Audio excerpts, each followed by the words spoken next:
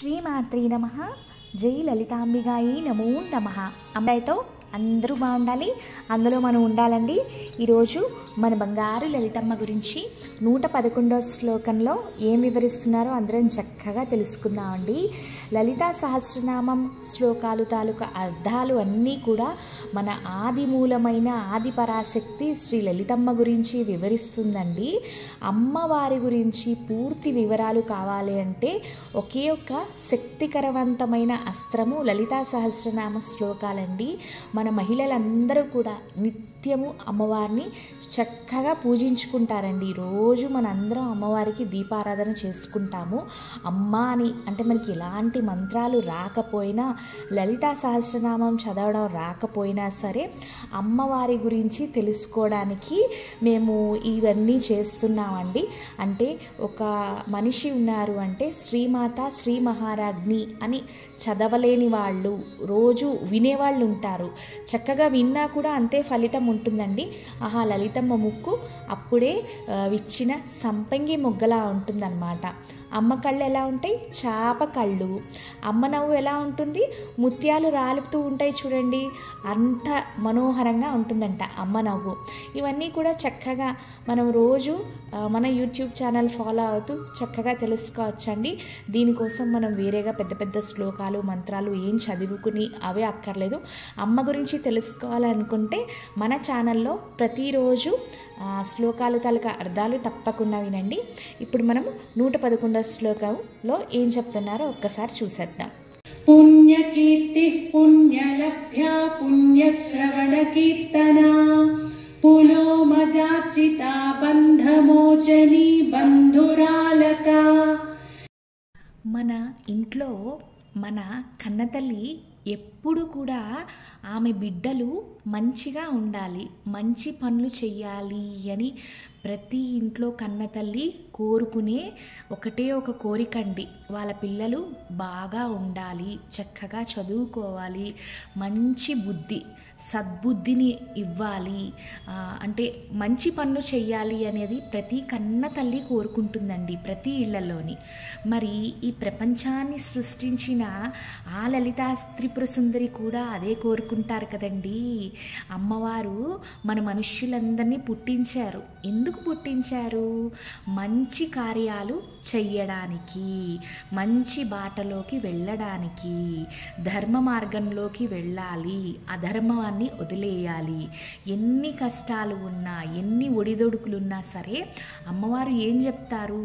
మంచి మార్గాన్ని ఎప్పుడూ వదలకుండా పక్క వాళ్ళకి సహాయం చేయడం, అబద్ధాలు ఆడకుండా ఉండడము, స్వార్థంగా ఉండకుండా మంచిగా అంటే అన్నీ నాకే వచ్చేయాలి, అంతా నాకే ఉండాలి అని అత్యాశ లాంటివి లేకుండా ఒక మంచి మార్గంలో మంచి పనులు చేస్తూ వెళ్ళిపోతేనంట ఇవన్నీ కూడా పుణ్యంతోనే సమానం అంట.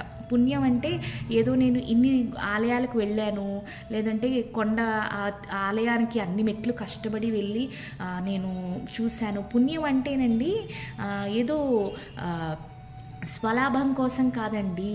పక్కవాడికి సహాయం పడడం కూడా చాలా చాలా పెద్ద పుణ్యమే. మన పుణ్యం కొద్దీ మనకి ఫలితం వస్తుంది. మనం ఎంత మంచిగా ఆలోచిస్తామో, ఎంత మంచి పనులు చేస్తామో మనందరికీ అంత మంచి కీర్తి అంటే ఏంటండి, ఇక్కడ మంచి పేరు వస్తుంది. అందుకని లలితమ్మ వారు ఏం చేస్తారు?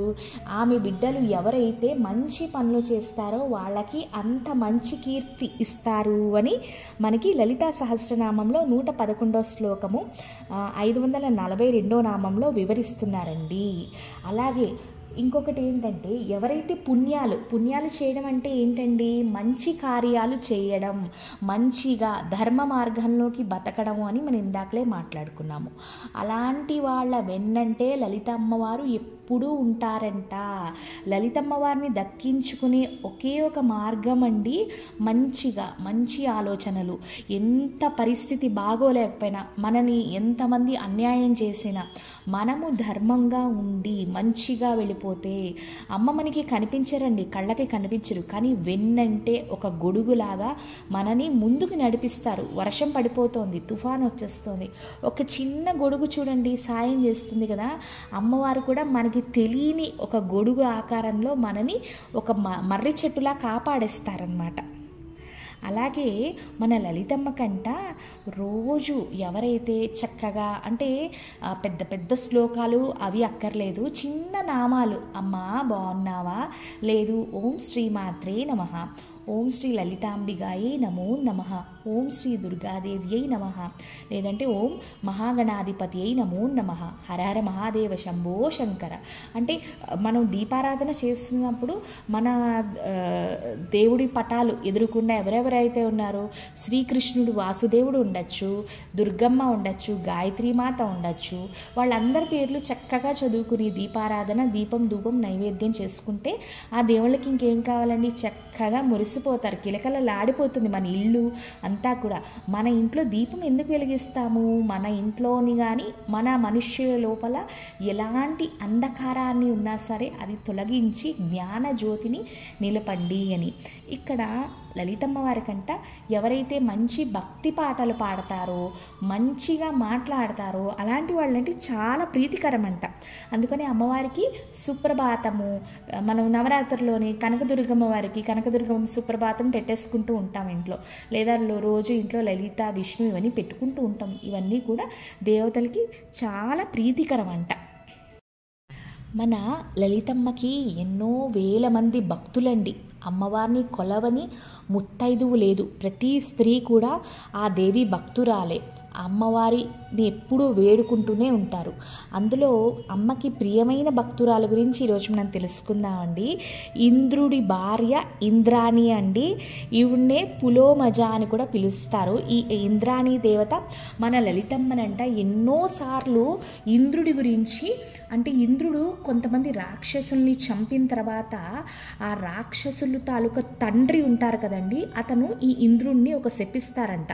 నువ్వు తక్షణమే, నువ్వు ఇంద్రుడివి, ఇంత అందంగా ఉన్నావనే కదా నా బిడ్డని నువ్వు చంపావు, నువ్వు అందుకని ఒక సర్ప రూపంలో మారిపోతావు, నీ సామ్రాజ్యాన్ని కోల్పోతావు అన్నప్పుడు నిన్ను ఎవరు గుర్తుపట్టలేరు, ఆనవాళ్ళుకి నువ్వు చిక్కావు, నేనందరూ వెతుక్కుంటూనే ఉంటారు అంటే ఇంద్రుడు ఏమవుతుంది, ఆ రాక్షసుని చంపిన తర్వాత ఒక సర్పరూపంలోకి మారిపోయి వాళ్ళ సామ్రాజ్యాన్ని అంతా వదిలేసి భూలోకంకి వచ్చేస్తారంట. ఒక చెరువు దగ్గర, ఒక కలువ పువ్వుల చెరువు దగ్గర ఎవరికీ తెలియకుండా ఒక సర్పరూపంలో ఉంటూ ఉంటారంట. ఇంద్రాణి ఎంతో తల్లడిల్లిపోతుంది, మా ఆయన ఎక్కడా కనిపించట్లేదు, నేనేం చేయను, ఎక్కడ వెతకను. ఇంకా ఈ ఇంద్రుడి సామ్రాజ్యాన్ని మీద చాలామంది వేరే వేరే రాక్షసులు వీళ్ళు వచ్చి ఆ సామ్రాజ్యాన్ని తీసేసుకుని ఇంద్రాణి దేవత చాలా అందమైన స్త్రీ, ఆవిని పెళ్ళాడదామని ఈ రాక్షసులు పన్నాంగం పన్నుతారు. ఇవన్నిటి నుంచి బయటపడడానికి ఈ ఇంద్రాణి ఈవిడ్నే పులోమజ అంటారు.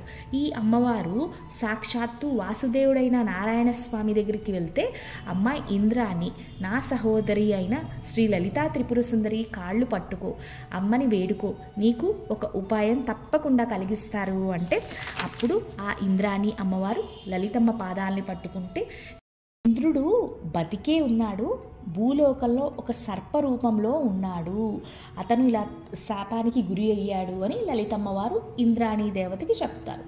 అప్పుడు ఇంద్రాణి అమ్మవారు లలితమ్మ కాళ్ళు పట్టుకుంటే మళ్ళీ ఇంద్రుడికి తన మామూలుగా తన దైవ స్వరూపాన్ని మళ్ళీ వెనక్కి ఇచ్చి అక్కడున్న రాక్షసుల్ని తొలగించి ఇంద్రుడికి ఇంద్రాణికి వాళ్ళ సామ్రాజ్యాన్ని మళ్ళీ వాళ్ళ చేతిలో పెడతారు.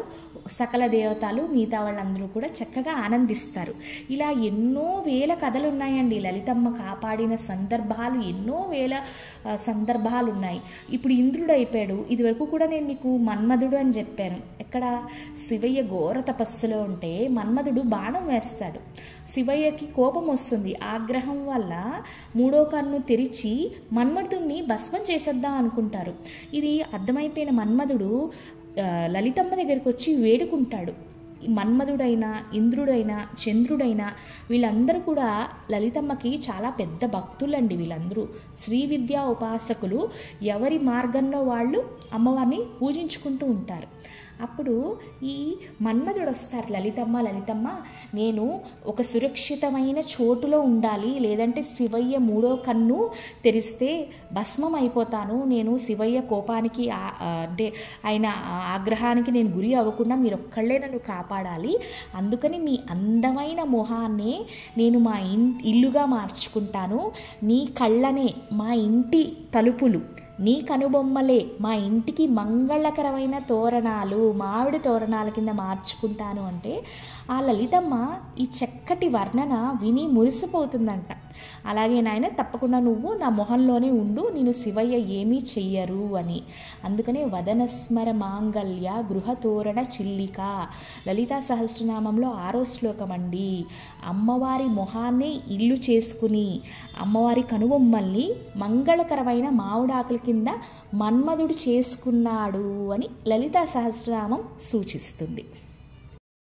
మన లలితమ్మ ఆమె బిడ్డలందరినీ కూడా ఈ సంసారము, ఈ బాధ్యతలు, ఈ బంధాలు, ఈ చుట్టాలు వీళ్ళందరూ కూడా అశాశ్వతం అండి. మన మానవులు మటుకు కొట్టుకుంటూ ఉంటారు, నాకు ఈ ప్రపంచమే అంటే ఏం చేస్తారు, ఈ బంధాలు ఇవన్నీ కూడా శాశ్వతం కాదు అని ఆ భక్తుడికి తెలియజేస్తారన్నమాట.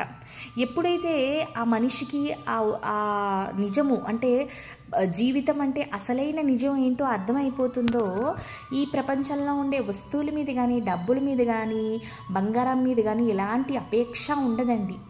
అది జరిగేటట్టు అమ్మవారే చేస్తారంట, ఆ అజ్ఞానాన్ని దూరం చేస్తారంట. లలితమ్మ జుట్టు పెద్ద తాచుపావంటండి. అమ్మవారు జుట్టు ఎలా ఉంటుందంటే దగదగలాడిపోయి ఒత్తుగా. అమ్మవారు ఎప్పుడైతే జుట్టు విప్పుతారో గిరిజాల జుట్టు అంటండి. గిరిజాల జుట్టు అంటే కర్లీ హెయిర్ అంటారు కదా, అంతా మొత్తం అలాగా ఉంగరాలు ఉంటాయంట, ఉంగరాల జుట్టు అంట, బంగారు తల్లిది. అమ్మవారు ముందే ఎన్నో వేల ప్రపంచాలు పుడతాయి, అంతమైపోతాయి అండి. కానీ అమ్మవారి జుట్టులో ఒక్క వెంట్రుకు కూడా తెల్లబడదంట, ఎప్పుడూ నల్ల తాచుపాములాగా నల్లగానే ఉంటుందంట. అమ్మ నిత్య యవ్వనవతి, సౌందర్యవతి అండి. ఆమె ముందే ఎన్నో ప్రపంచాలు పుడతాయి, ఎన్నో ప్రపంచాలు అంతమైపోతాయి. కానీ మన లలితమ్మ సౌందర్యం మటుకు అట్లానే ఉంటుంది, తరగదు అని ఈ 111వ శ్లోకంలో వివరిస్తున్నారండి. దీంతో ఈరోజు 111వ శ్లోకం అయిపోయింది. మీ అందరికీ నచ్చితే తప్పకుండా లైక్ చేయండి. శ్రీమాత్రే నమః. లోకా సమస్త సుఖినో భవంతు.